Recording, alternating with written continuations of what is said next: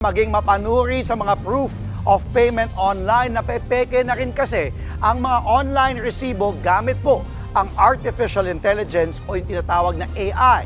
Nasa frontline ng balitang yan si Elaine Fulencio.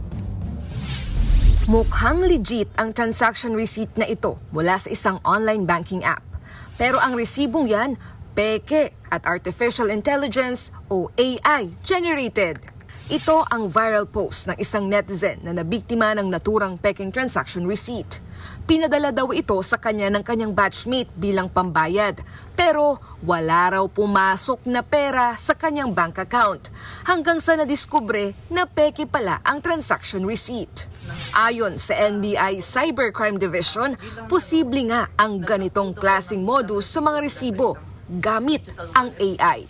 Sinubukan nilang gayahin ang nag-viral na post kung mapepeke nga ang isang online transaction receipt. Nag-send lang ang tauhan ng NBI ng screenshot ng lehitimong online receipt sa AI chatbot.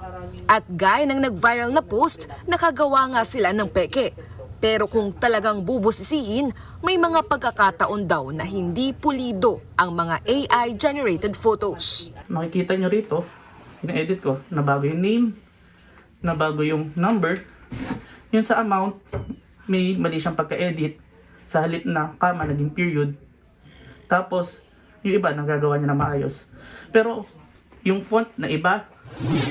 Kaya paalala ng NBI sa publiko, huwag basta-basta magtitiwala kahit pa sa kakilala. Lagi po nyo i-verify kung merong perang pumasok.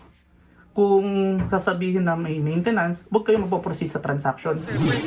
Mungkahi naman ng isang data security expert, makakatulong kung magkakaroon ng security features ang mga artificial intelligence app para hindi magamit ng mga scammer. Pwede nilang i-ban yung mga prompt na mag-generate ng mga transaction receipts. Pwede nilang i-limit yung yung i-generate ng kanilang ng kanilang software. Nagbabalita mula sa frontline. Elaine Fulgencio, News 5.